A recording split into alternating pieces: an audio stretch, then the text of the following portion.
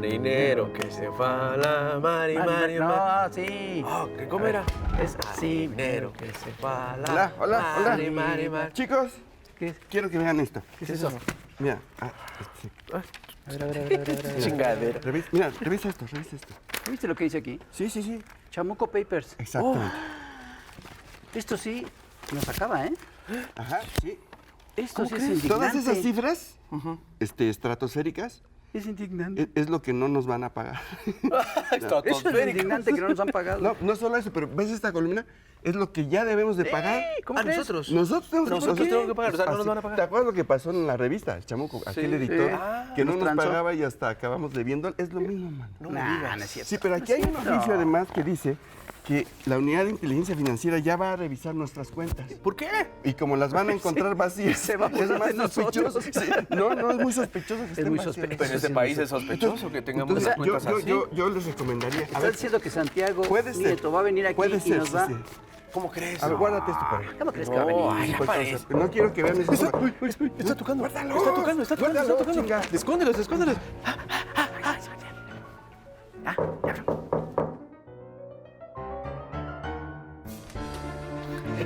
Santiago Nieto, bienvenido a la Verlo. Encantado de estar por aquí. Adelante, por favor. Bienvenidísimo. ¿Qué tal? ¿Cómo estamos? Muchas gracias, por favor. No. Por favor, bienvenido a la Verlo.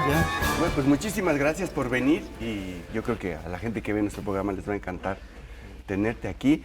Y vamos a empezar. Yo siempre he querido preguntarte, yo dije, algún día voy a ver a Santiago Nieto y le quiero preguntar esto. Ya vi que ya denuncié a 3 de la escenografía. No, ahorita los quitamos, ahorita Nos vas a dejar sin escenografía. Nos van a llevar. ahorita los desmonto. Lo que pasa es que ya no hubo presupuesto para nuevos logros. Oye, ¿para qué servía la unidad de inteligencia financiera antes? O sea, ahora la vemos súper activa y sale un montón de información ahí, bloqueo de cuentas y Y antes no se sabía nada de esa cosa. ¿Para qué servía antes o qué hacían con ella? ¿La verdad? Sí. Sí. No le Extorsionar. decimos a nadie. Extorsionar. Sí. Utilizaban la información de la unidad Concedo para levantar personas y sacarles dinero. ¿En serio? ¿A quiénes? A los que tenían, por ejemplo, los que tenían información sobre, o dinero en efectivo, por ejemplo, de gasolineras, o mucho dinero en efectivo de centrales de abasto. Pasaban todos por ese proceso. Y la otra cosa era la investigación política para pegarle a adversarios políticos en turno. Cuando, por ejemplo, se habló de que John Ackerman era un agente soviético ruso, sí. Era con información de algo de la unidad de inteligencia financiera. Cuando se utilizó que Josefina Vázquez Mota había recibido X cantidad de dinero, era información de la unidad de inteligencia financiera. Entonces, la verdad es que México tenía que cumplir con sus compromisos internacionales y se generó una unidad que en realidad estaba al servicio de un grupo político del Estado de México para fines de naturaleza política o empresarial. Pero se usaba para delinquir entonces, para extorsionar. Esos son los datos que tenemos. Tenemos 2 denuncias presentadas en contra de algunas personas vinculadas con la administración, de despachos que eran utilizados para levantar cuentas. Tuvimos un caso, a mí me parece impresionante. Es un tema relacionado, en un día desbloquean 922 cuentas, con el argumento de que ya estaba asegurado las cuentas por el Ministerio Público y que por tanto ya no era necesario que se mantuviera el bloqueo por parte de la unidad. De esas 722 resultó que o no había ni denuncia o no había aseguramiento. Y la verdad es que lo que hicieron fue liberar el dinero. 46 de esas cuentas eran del cártel de Sinaloa. Entonces, ¿qué sucedía? Pues en realidad, en vez de servir para los fines institucionales, el bloqueo de cuentas para que el dinero no siga circulando, en un solo día desbloquearon, además un oficio que es para enmarcarlo en la pared, porque se lo dirige el director de procesos legales, se lo dirige al director de procesos legales. Y lo firma. Sí, y con copia para el director. Era una belleza. Pues sí, eso fuera pues la organización de Castillejos Basbás, Elías Entonces Beltrán. debió haberse llamado la web, unidad de extorsión política. ¿No? Claro, porque el anterior titular fue Alberto Basbás, el tristemente célebre. Sí, el de la niña Paulette. Del caso Paulette. Sí. Oye, pero tú hablaste de adversarios políticos. Tú eras un adversario político para ese grupo político. Bueno, está muy interesante. No dejaron los estudios, pero sí hay una relación en una tabla de Excel de todas las personas que habían sido investigadas año por año. Y entonces ahí encontré pues la mía, o sea, mi nombre, estaba el del presidente López Obrador, estaba el de la ministra Sánchez, bueno, la ministra Sánchez Cordero, estaba el de el secretario de Seguridad Durazo, estaba el de Julio Scherer. O sea, realmente pues, habían tenido trabajo, ¿no? ¿Sí trabajaba? Sí trabajaba, sí. ¿Y seguiste investigándote a ti mismo? Y te mandaste copia. Oye, pero qué impresión. Entonces, eso es la prueba de que realmente el crimen organizado infiltró al Estado y operaba a sus anchas, porque si la Unidad de Inteligencia Financiera no quiere, no pasan sus cuentas, se le congelan las cuentas. Todo el mundo decía, ¿no? Es a través del dinero donde contienes al crimen organizado realmente, y nadie lo detiene, pues no era parte de. No, es que este crimen estaba más organizado que el otro. No, sí, ya bastante organizado. Y esta situación que leímos por ahí en el libro que publicaste, sobre la relación que tuviste bastante áspera de cómo te atacaron Manlio Fabio Beltrones y Emilio Gamboa y los del Partido Verde Ecologista cuando investigabas a Arturo Escobar. Sí, bueno, es que ejercí la acción penal contra Arturo Escobar y creo que no les gustó. ¿Por qué será? Contra César Duarte y Javier Duarte tampoco les gustó. Ahí sí tuvimos órdenes de aprehensión. Y bueno, y la de Lozoya, que tampoco creo que, bueno, que lo invitaron. Yo no creo que me vaya a mandar un regalo de Navidad. Pero, yo creo que no. Pero ese sí fue un tema. Ahí empezamos la investigación de Odebrecht y ahora, desde la UIF, pues, llevamos 4 denuncias presentadas, nos falta una. Y ahora estamos en la investigación de las 70 personas físicas y morales que Lozoya menciona en su escrito presentado ante la Fiscalía General. Pero sí es un caso paradigmático de corrupción sistemática en el Estado mexicano. Y hay que recordar, venimos, todos lo sabemos, todos lo sabemos, del gobierno más corrupto y más irresponsable pues, de la historia moderna de México, ¿no? Que fue el de Enrique Peña Nieto. Sí. Pero aparte, también el de Felipe Calderón no tiene lo suyo. Sí. Yo recuerdo, bueno, varios caricaturistas a iniciativa de Rius, hicimos este movimiento de No Más Sangre para exigir un cambio en la estrategia del entonces presidente Calderón en contra del crimen organizado. Y una de las cosas que exigíamos era esto de seguir el dinero, de realmente atacar el dinero, congelar cuentas, hacer todo esto, porque realmente no se hacía. Ahora sí se está haciendo, ese es el procedimiento que se está siguiendo. Sí, bueno, ¿o es uno de los procedimientos? Ahorita platicamos de los panistas que son una cosa. Sí, pero a ver, el tema sobre todo este grupo de panistas rebeldes que tiene sus cosas. Pero a ver, yo creo que el tema central es desde la perspectiva conceptual. A ti no te sirve atacar a sicarios y no te sirve atacar a narcomenudistas o meter 10, 20 a la cárcel si no congelas, si no atacas las estructuras financieras. Y el problema está ahí. La estrategia del expresidente Calderón fue detener líderes y atacar a los grupos, a sicarios. ¿Y cuál fue el resultado? Sangre en el país. Después la estrategia de Peña Nieto fue encabezar a los líderes. Hicieron una relación de 122 líderes y terminaron abatiendo o deteniendo a 116. Digamos, en términos cuantitativos fue un éxito, en términos cualitativos fue un fracaso, porque siguió la violencia, siguieron las muertes, etc. Entonces la idea es,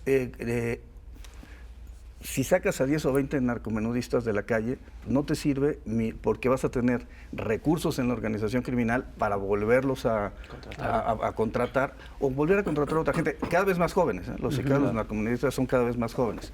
Y ese es el problema. Yo creo que el enfoque tiene que ser, 1, combate a sicarios, por supuesto, líderes, narcomenudistas. 2, combate a las estructuras financieras, detener el flujo de los capitales. Y aquí hay desde restaurantes, tiendas o mecanismos de transporte, es decir, el dinero se lava en muchas operaciones comerciales que nos parecen habituales. Tercer tema, necesitas combatir la corrupción política. Los grupos delincuenciales no surgen por generación espontánea, surgen a partir de que hay ciertos acuerdos o temor o amenaza, sobre todo las autoridades municipales, para efecto de controlar el trasiego y el territorio. Y por eso vimos que en el sexenio anterior se multiplicaron grupos delictivos. Ahorita en la Evaluación Nacional de Riesgo hemos detectado 19 organizaciones criminales de alto impacto y muchas de ellas se fortalecieron en el sexenio anterior. Cártel Jalisco es la más importante supranacional, pero es Santa Rosa de Lima en Guanajuato, Los Viagra en Michoacán, el Cártel Independiente de Acapulco en Guerrero, los Guerreros Unidos o los Rojos en Guerrero, el Cártel del Noreste en Tamaulipas. Entonces todos fueron surgiendo pues, a partir de componendas con los gobiernos, sobre todo locales, pero por supuesto que con participación federal. Genaro García Luna pues, no se explica sin esto, y ahorita también sí que platicamos de ese caso. El único cártel que se debilitó el sexenio pasado fue el de Atlacomulco, ¿no? Sí, acabó muy mal. Acabó muy mal. Acabó porque no empezó mal. Oye, pero... Perdón, nada más para terminar.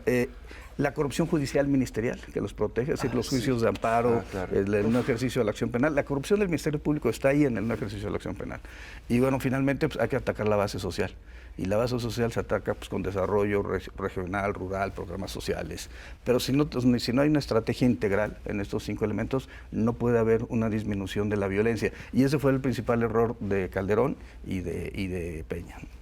Otra cosita, otra cosa que tú puedes ver perfectamente es el tema de la evasión fiscal, que aquí se ha hablado siempre, ¿no?, de que la recaudación es muy baja y de que hacen falta reformas fiscales, y las reformas fiscales van y vienen, y la evasión fiscal sigue rampante. Pero es que no les cobran impuestos, o se los perdonan, o los evaden y nadie les hace nada. Y eso también se ve a través de la Unidad de Inteligencia Financiera. Yo creo que es lo que más se ve, de hecho, y es lo que tampoco perseguían, más bien lo usaban para encubrirlo, ¿no es cierto? Sí, a ver, pérdidas de defraudación fiscal teníamos por 354 mil millones de pesos anuales. Es decir, de facturas falsas o generación de empresas fachada, que también era un tema. Por ejemplo, la estafa maestra, Operación Zafiro o parte de Odebrecht no se puede entender sin empresas fachada y factureras. Y el otro tema era los beneficios fiscales. Es decir, la gente podía, todos grandes corporativos podían pasar sin registrar ningún tipo de pago al Servicio de Administración Tributaria, bajo esta lógica de que se estaba generando empleos y desarrollo. A ver, el punto central aquí es que un Estado y sobre todo un gobierno de izquierda, pues lo que necesita es tener recursos para poder generar más programas sociales, mejor distribución de la riqueza, y bueno, lo que teníamos en los gobiernos anteriores era exactamente lo opuesto. Ahora, creo que el punto central aquí es cómo el propio Estado mexicano, insisto en Operación Zafiro o la estafa maestra, generaba estas empresas fachada que eran contratadas por el propio Estado y sacaban el dinero en efectivo a partir de trasladadores de valores para llevarlo a bóvedas de seguridad. Así se operó, o a las campañas electorales. Entonces, la verdad es que fue un robo en despoblado, y lo que hemos visto es, yo creo que la punta del iceberg, ¿no? Acabamos de ver una contratación de Odebrecht precisamente con Pemex en la época de Emilio Lozoya, en donde pues, fueron 3,000 millones de pesos contratados que después se iban a otro tipo de empresas y después de ahí salía el dinero en efectivo.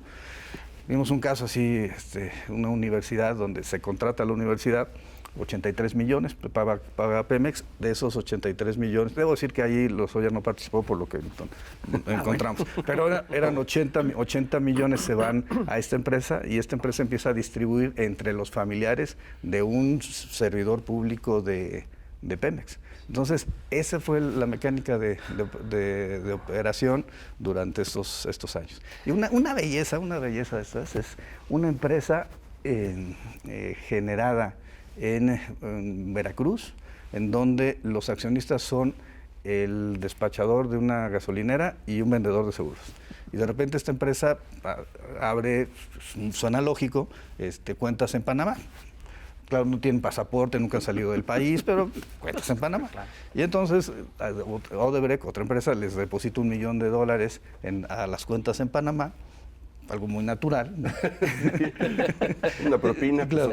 Y lo más bonito es el apoderado legal de la empresa no les voy a decir su nombre, pero se apellidaba Lozoya, ¿no? Entonces, ese tipo de cosas que yo creo que necesitamos, primero, visibilizarlos para el juicio de la historia.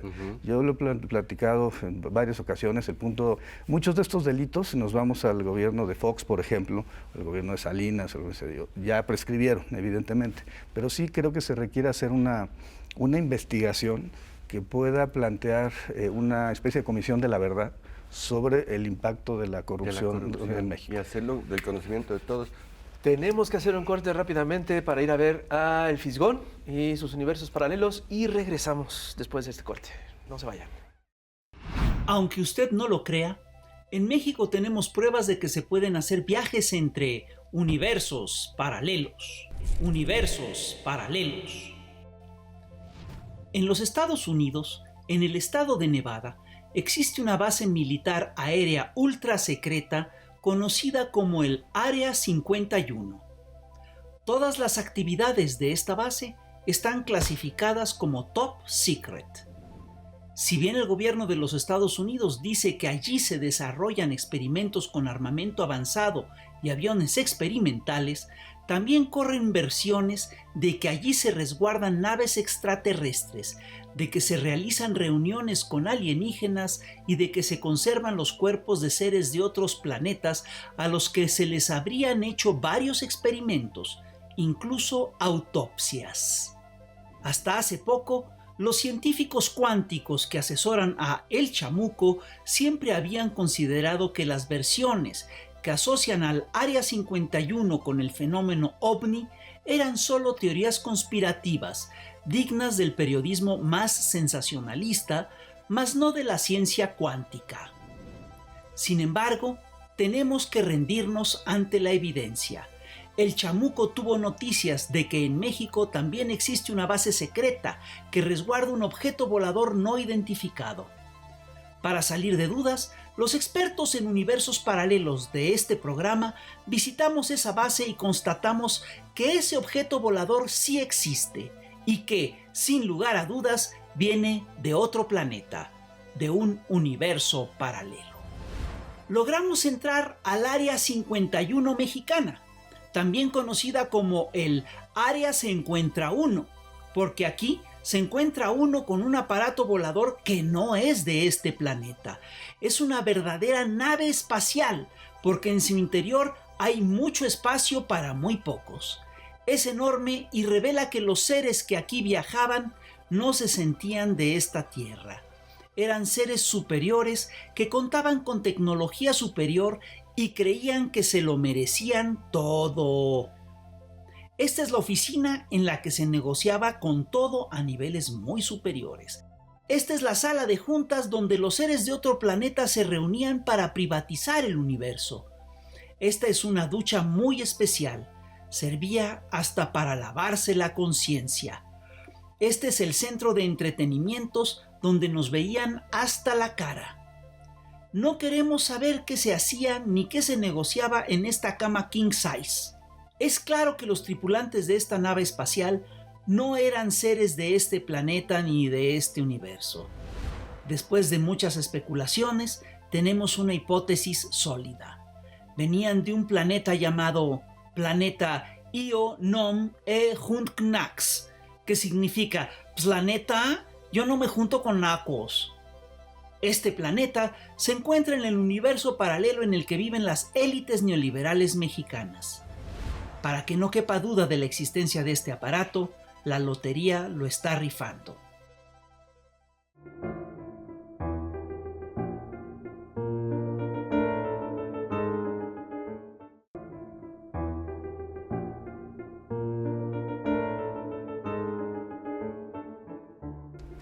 Pues seguimos aquí con el titular de la Unidad de Investigación de Inteligencia Financiera. Dijiste hace un momento, y lo has dicho en otras ocasiones, que el gobierno de Peña Nieto ha sido el más corrupto de la historia. Pero también tenemos el caso de Genaro García Luna, que es un escándalo que el secretario de Seguridad Pública del gobierno de Felipe Calderón esté preso por ligas con el narco. Hay también material de García Luna, ¿no? Sí, a ver, interesantes sí. que se debieron haber investigado Bueno, en su momento. hay que reconocerlo, sí, el gobierno de Felipe Calderón también competía con seriedad, pero le ganó Sí, digo, Peña Nieto. honor a quien honor merece. merece. Sí, se esforzaron, o sea, sí le echaron ganas. Son distintas, ¿no? Pero las dos son impresionantes. Sí, a ver, en el tema de Genaro García Luna, nosotros llegamos en realidad vía la investigación de Medina Mora. Entonces llegamos con el tema de Medina Mora y encontramos relaciones contractuales raras y solicitamos información a Estados Unidos. Y en una conversación informal con la DEA nos dicen, oigan, quieren ver un nexo importante. García Luna y Medina Mora se pelearon en algún momento del sexenio, pero quieren ver un tema importante, volteen a ver a García Luna. Entonces empezamos así a hacer la revisión. Y ya eso fue 2 meses antes de la detención de García Luna, por eso cuando en Estados Unidos lo detienen, nosotros ya teníamos hecha la investigación y se presenta de inmediato la denuncia y se hace el congelamiento de cuentas. Lo mismo que después hicimos con Cárdenas Palomino y bueno, que hemos estado Ramo Pequeño. En el particular, García Luna en 2008 compra por parte de la Secretaría de Seguridad Pública un sistema de espionaje tipo Pegasus, que se llamaba Nice Track, y ese a un grupo israelí. Además de estas cosas que sí pasan en cualquier país democrático, cuando se lleva el gobierno, cuando acaba el gobierno, se lleva el sistema a su oficina, ¿no? a su empresa, y constituye 2 empresas en donde empieza a transaccionar. 2005 se constituye en Panamá una empresa que se llama Numbac, y esa empieza a operar en México en 2011, ya para terminar el sexenio de Felipe Calderón. Entonces, en ese contexto, empiezan a generar contratos. El gobierno de la Ciudad de México, en ese entonces con Mancera, los contrata para poder generar un diagnóstico respecto a una unidad de la Procuraduría General de Justicia de la Ciudad de México. Cobran 32 millones, lo cual resulta razonable por un diagnóstico, ¿no? Okay. Y luego, sí, claro, por supuesto. Tu cuenta. Y luego empiezan a ser contratados por el órgano descentralizado que ve los temas vinculados con prisiones. Y entonces las adquisiciones son de ese 2011 hasta 2018 por 2.600 millones de pesos. 2.600 millones. Lo que cobra Rapel Claro, en un programa. Y 77 millones de dólares. No, pues, digo, porque hay que reducirse a moneda de un solo país. Entonces, y al final el dinero se va a Curazao, se va a Tel Aviv, se va a Estonia, y termina yéndose también eso me pasó con los de Antorcha Campesina, que mandaron dinero a la República Checa. Yo creo que Claro, normal. la Universidad de Hidalgo, que no mandaba dinero a Azerbaiyán. Yo creo que sí les deben de gustar los pastes por allá, ¿no? pero el punto es, y evidentemente Estados Unidos y evidentemente Panamá. Entonces, de Panamá, la concentración de los recursos de Panamá es la que sirve para pagarle la casa a García Luna en Miami. Ponen un restaurante a partir del recurso que viene de México a Panamá y de Panamá a Estados Unidos, y paga el modo de vida, las tarjetas de crédito, por ejemplo, ¿no? De repente encontramos que un sobrino alto político paga 75 millones de pesos al año en su tarjeta American Express en efectivo, ¿no? Claro. Esos son el tipo de cosas que estamos viendo. García Luna es un ejemplo, pues, de corrupción sistémica. Honestamente, en nuestra investigación no detectamos la presencia del narcotráfico, pero lo que sí detectamos fue mucho flujo de recursos, operaciones en efectivo, y bueno, y esta triangulación de recursos con varias empresas que terminaban finalmente en Estados Unidos. ¿Qué sucedía? ¿Qué pasa con Estados Unidos? En Estados Unidos tienen la parte de la investigación respecto a muchos testimonios en el juicio del Chapo, en donde se ventila que recibía dinero García Luna. Y en eso va el proceso penal contra él, y lo mismo el caso de Cárdenas Palomino, que era el segundo de a bordo de la organización, que ¿Cuál es digamos, la verdadera tragedia? Que al final del día una democracia requiere de instituciones sólidas y creíbles. Lo que sucede cuando los titulares generan estos actos de corrupción finalmente es el debilitamiento institucional. Y García Luna pues es un exceso. Y ya cuando uno voltea a ver... Pero además no es la excepción. No, era la regla. Por supuesto que era la regla. Digo, a distintos niveles, con distintos ceros, A ver, la una cantidad de pregunta. ceros. Sí. Tú también puedes ver ahí las finanzas de los expresidentes. Por ejemplo, hay un expresidente que te canta las mañanitas por 5,000 pesos o 15 pesos, no sé qué, y dice que está pobre desde que le quitaron la pensión. ¿Realmente están pobres los expresidentes? ¿O No, cuál es la ninguno. situación financiera de esta gente? No, ninguna. Ni remotamente, ¿verdad? Ni remotamente. Se hacen los pobrecitos. Más que tú. No, porque tú no cantas las mañanitas. No, ni siquiera. No, a ver, a mí lo que me molesta es pues, que no paguen impuestos. Que ahí hay temas de O sea, defraudación. además, no pagan impuestos. Sí, hay temas de evasión fiscal, particularmente en el de las mañanitas. No paga impuestos el de las mañanitas. No lo que debería, no lo que Ok. debería. Ok. Yo soy dueño de 14 empresas y fundaciones. 14 empresas Sí. y no paga completos sus impuestos. Exacto. Y tiene el descaro de decir que se está muriendo de hambre porque le quitaron la pensión y hasta te canta las mañanitas por Zoom. Oye, es que está cabrón. Digo, perdón. Y no ha de pagar impuestos por esos 5,000 pesos. Sí, no, claro que no. Pero el tipo está riquísimo, sí tiene 14 empresas. Sí, a ver, sí hay... A ver, Es un hipócrita, un mentiroso y un ladrón y un defraudador. Sí hay un problema. Lo que pasa es que sí vivimos un proceso de ausencia absoluta de ética pública en el país. Insisto que fue gradual, degenerativo. Y bueno, y este cinismo, pues sí, a veces a cierta edad es incurable. Pero, pero a ver, mi punto es, ellos son un caso relevante. El presidente ha dicho que él no considera que deba haber un enjuiciamiento, está planteando la consulta. A mí me parece que va a ser un ejercicio extraordinario. Yo ya firmé por el enjuiciamiento y además también estoy con la idea, insisto, aunque muchos de los delitos ya estén prescritos, creo que es importante pues que la gente sepa cuál fue la magnitud de lo que pasó. Exactamente. Lo que pasó en Pemex, pasó en CFE, pasaba en todas las secretarías, Sedesol, Sedatu vendiendo terrenos federales prácticamente regalados en zonas de potencial turístico. Entonces, bueno, tenemos un fiscal, el de Nayarit, que será en realidad el jefe de operaciones de un cártel en el estado, y era el verdadero gobernador, ¿no? Tenemos un gobernador, César Duarte, que tenía un rancho con dimensiones geográficas pues, más grande que la capital del estado. Tenemos otro gobernador, exgobernador Borges, que llegó a aglutinar 32 yates y ferries, y pues ¿para qué quieres 32? Entonces, ese tipo de excesos es lo que... Acabamos de cerrar el programa de Tele Abierta hablando de los expresidentes. Ya nos aclaró que es absolutamente falso que haya ni un solo expresidente que esté muriéndose de pobre, que tenga que cantar las mañanitas para sobrevivir. Es todo lo contrario. Pero hay otro tema más. Bueno, hay miles. Muchos. Y los gobernadores, es decir, hay gobernadores que realmente ya están muy sospechosos y que huelen muy raro. ¿Cómo se llama cabeza de narco? Cabeza de Cabeza de no sé qué cabeza- cosa. Es decir, ¿qué onda con los gobernadores? Tú también desde ahí puedes ver qué pasa con esa gente.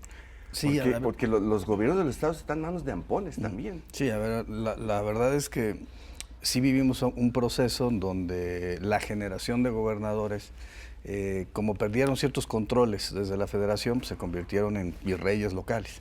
Y eso generó debilitamiento de los poderes judiciales locales, debilitamiento de los órganos autónomos locales y pues surgimiento de casos de corrupción masiva. Digamos, ahí no puedo dar datos por el sigilo de las investigaciones, pero sí, para el presidente es muy claro lo que quiere y es un mensaje de que no se puede tolerar la corrupción y la impunidad incluyendo en los propios espacios públicos gobernados por Morena.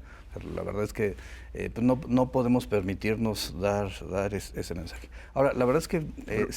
o los familiares del propio presidente. Sí, ¿no? exactamente. Sí, no, y es increíble. O sea, lo que pasa es que llegan a estos espacios de poder sin control, y entonces, por ejemplo, el pleito de estos 10 gobernadores rebeldes es más recursos para sus estados. Sí, pero son recursos con menos controles interinstitucionales, y eso no es nadie lo menciona.